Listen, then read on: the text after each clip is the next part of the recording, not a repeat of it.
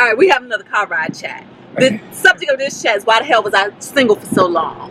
Oh, yes. And what I was saying is I feel like for me, relationships were never a high priority on my list. But I feel like for women were always groomed to be somebody's wife, to be somebody's mother. Like, when you look at our toys. Growing up, especially if you were growing up like me, you know, the 80s and the early 80s and all of that, the toys were home economic toys. You're going to get iron boards, you're going to get dish sets, you're going to practice cooking, you're going to have baby dolls, you're going to nurse the baby dolls. So I feel like a lot of women subliminally felt like success to them was if they were somebody's wife, if they were somebody's mother. And you can see that now. You can be as successful as you want as a woman, but if you don't have a man, people don't look at you as really successful. But when you're going to get your man, though, you know, I have questions like that on my channel where people be like, well, you got this, you got that, but what about a man? What about love? Who cares? Who cares? I'm living a daggone great life with no drama. Who cares? But then bang. Well, when it hits you. Well, and I talked about why. How many times it hits you like that? When it hit me like what? Like us? Mm-hmm. Like, possibly. You know what? I would say, real talk, this is like the second time. But the first time, like this time is even more pronounced than the first time. Like it's more. Different. Yeah. I'm older. I know more about myself. I know more about what I want. I know more about what I was asking the universe for. The first time was more like a fluke. Not a fluke. I asked, so and that's when I met. Remember the dude me and Corinne was dating? Oh. It was then, and that's a whole other story. Yeah, that was that whole thing. I know. Damn, I don't look good in this. Like, what the fuck? But yeah. Well. And that was like over 10 years ago. All right. So what about like you would have 12 years from now you would have met me at a family party. Single. 12 years from now? Before. Oh, 12 years before this. I don't know. And you know why? I feel like up until meeting you, everything lines up. Like I started doing my own self-work, you know, the Abraham Hicks stuff, law of attraction stuff. I wasn't necessarily doing that back then, you know? So now you're doing all that, does it you attract more people?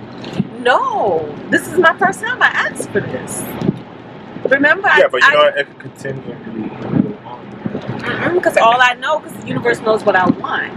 I'm not trying to meet a bunch of people I'm attracted to or who are attracted to me. I always met people who were attracted to me.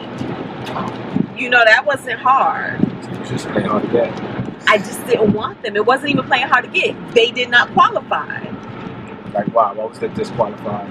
And that's what I was going to say. I was going to say the fact that I find that some women, because we've been raised to be somebody something, that we will date men who we knew didn't always add up just to say, well, we're in a relationship. Just for that relationship to not work out. Well, I could have told y'all it wasn't going to work out anyway. I got friends. So I'll be like, girl, you know it ain't going to work out. Well, yes, it is. And then it don't work out. I see the signs, you know. And so for me, it wasn't worth. It's funny. I'll be seeing the signs too.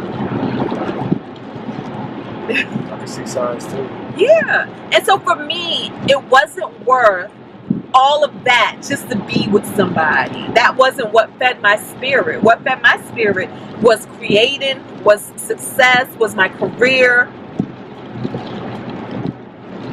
and all of that. So what are some of the things that didn't work out with some of the people before this guy? The games. People would play games. They would be super inconsistent. That's my consistency. Oh, your consistency has always been on point. And when I say super inconsistent, it's that whole, you don't hear from them. You may give them a call, they don't return a call. You may text them, you don't hear from them. And then when you do hear from them, they say stupid stuff like, well, I ain't heard from you. Like, really? Like, it's not even that hard. So, just incompatibility. Yes. I would say that I have a very unique personality. I believe a lot in the law of attraction. I believe a lot in